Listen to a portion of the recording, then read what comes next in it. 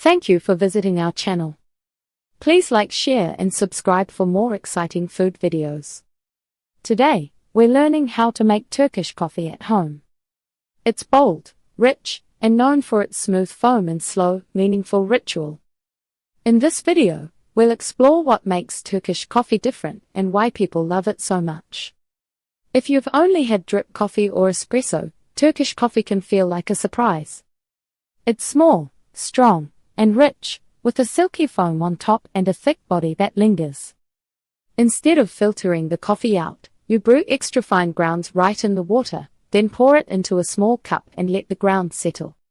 People love it for the taste, but also for the ritual. It slows you down. In this guide, you'll get a quick bit of history, what makes Turkish coffee different, how to brew it at home without stress, and how to serve it the way it's meant to be enjoyed. What makes Turkish coffee different and why it tastes so bold? Turkish coffee isn't a type of bean. It's a method. The main difference is how fine the coffee is ground and how it's brewed. It uses very fine ground coffee, almost like powder. For Turkish coffee, you need fine ground coffee that's finer than espresso. Think of it like flour, not sand. This matters because the grounds stay in the cup.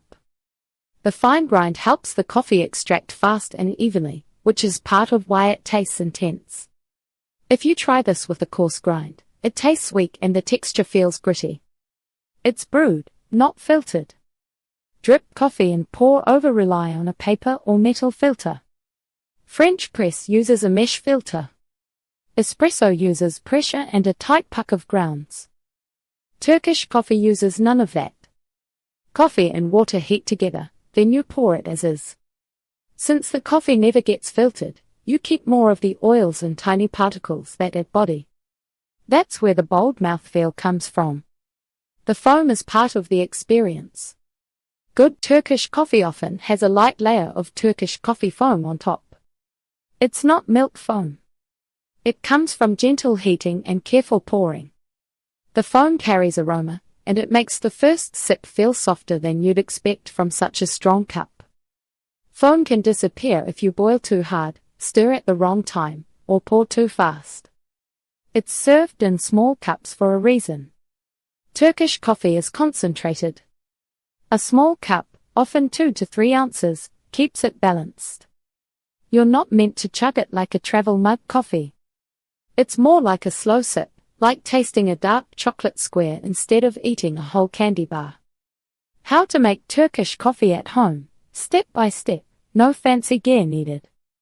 You'll get the best result with the Cezve, also called an ibrik, a small pot made for Turkish coffee. That said, a small saucepan works if that's what you have. The key is control. Low heat. Right ratio. And patience. What you need. Cold water. Turkish coffee grind, store-bought Turkish grind, or ask a cafe to grind extra fine.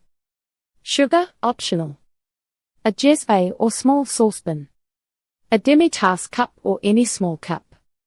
A teaspoon. A simple starting ratio. 1 small cup of water per serving. And 1 heaping teaspoon of coffee per serving. Once you like the method, you can adjust strength. Step-by-step brewing. Measure cold water into the Cezve. Use the cup you'll serve in as your measuring tool. Fill it with water, then pour into the pot. That's the story behind Turkish coffee and what makes it so unique. In the next video, we'll walk through the step-by-step brewing process and how to serve it properly. Stay tuned for part 2. Thank you for watching. Please remember to like, share and subscribe.